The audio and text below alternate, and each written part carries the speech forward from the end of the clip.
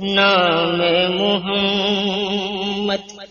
روشن روشن۔ جنگ بدر کا بنیادی سبب یہ بنا کہ اہل مکہ کو یہ اطلاعات پہنچی یہودیوں کی طرف سے، منافقین کی طرف سے، عبداللہ ابن ابی کی طرف سے کہ آپ نے تو مسلمانوں کو گھروں سے نکال دیا تھا اور آپ سمجھے کہ یہ بات ختم ہو گئی، لیکن وہ تو مدینہ منورہ میں بس گئے ہیں اور انصار نے انہیں جائیدادیں بھی تقسیم کر کے دے دی ہیں، گھر بھی دے دیے ہیں، اور وہ زراعت اور شجرکاری اور تجارت اور کاروبار میں مصروف ہیں، تو وہ تو ایک مضبوط قوم بن جائیں گے اور تمہارے لیے بہت بڑا خطرہ بنیں گے۔ تو اہل مکہ نے ایک تجارتی قافلہ بنانا چاہا جس میں زیادہ سے زیادہ سرمایہ لگایا جائے اور اس کا جتنا منافع ہو، جتنی آمدن اس سے ہو، اس ساری سے جنگ کی تیاری کر کے مسلمانوں کو ہمیشہ کے لیے ختم کر دیا۔ اس قافلے کے سرمایہ کے لیے مورخین لکھتے ہیں کہ معصوم بچیوں کی بالیاں تک بھی اتار لی گئی، جس قدر سرمایہ ہو سکا زیادہ سے زیادہ، اور حضرت ابو سفیان رضی اللہ عنہ جو اس وقت تک مسلمان نہیں تھے انہیں اس کا ذمہ دار ٹھہرایا گیا اور وہ قافلہ لے کر مغرب کو روانہ ہو گئے ملک شام کی طرف۔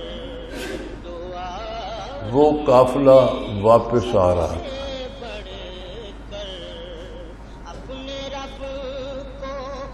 اللہ کریم کا اپنا نظام ہے اور رسول اللہ صلی اللہ علیہ وآلہ وسلم نے اس قافلے کو روکنے کا ارادہ فرمایا۔ آپ کا ارادہ فرمانا بھی من جانب اللہ تھا، اللہ کریم نے ہی آپ کے قلب اطہر میں وہ تاریخ پیدا کی اور مسلمانوں کو حق پہنچتا تھا کہ جو قافلہ ان کی تباہی کا سامان کر رہا ہے اسے روکا جائے۔ چنانچہ حضور مدینہ منورہ سے تو اس غرض سے نکلے، اس کی بنک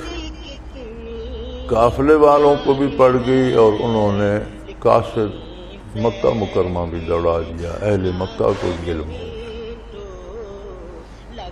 اہل مکہ نے اپنی پوری قوت جو اس وقت ان کے پاس موجود تھی جمع کی، بڑے بڑے جنگجو شاہ سوار 1000 کی لگ بھگ تعداد میں، گھوڑے، اونٹ، راشن، اسلحہ لیس ہو کر نکلے، وہ بھی قافلہ بچانے کو تھے کہ قافلے کو بچا کے لے آئیں اور پھر آ کر پوری تیاری سے مسلمانوں پر حملہ کریں۔ قدرت کو یہ منظور تھا کہ تینوں لشکر ایک مقام پہ قریب قریب ہی جمع ہو گئے۔ بدر کے ایک کنارے پر مسلمان خیمہ زن تھے تو دوسرے کنارے پر کفار کا لشکر پہنچ گیا، اور عرب کی طرف سمندر کے کنارے جو چند میل 2-4 میل کا ایک فاصلہ ہے وہاں قافلے کا پڑاؤ۔ قافلے والوں کو خبر ہوئی کہ مسلمان بدر میں پہنچ گئے ہیں تو انہوں نے راتوں رات ہی اپنے خیمے اکھاڑے، سامان لادا اور اونٹ بھگا لیے۔ قافلہ بچ کر نکل گیا تو اہل مکہ میں مشاورت ہوئی کہ ہمارا مقصد پورا ہو گیا، ہم قافلے کو بچانا چاہتے تھے، قافلہ بچ کر نکل گیا، ہمیں واپس جانا چاہیے۔ جس پر ابو جہل اڑ گیا کہ اس طرح کی تیاری کر کے روز روز نہیں نکلا جا سکتا،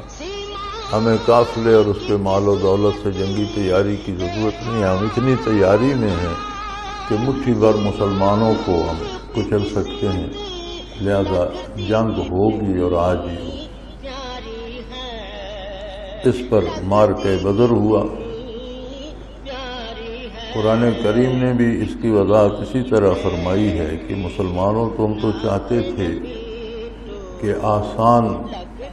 جنگ تمہیں ملے، اور قافلے کے ساتھ تو کوئی مسلح آدمی تھے لیکن اتنے نہیں تھے کہ وہ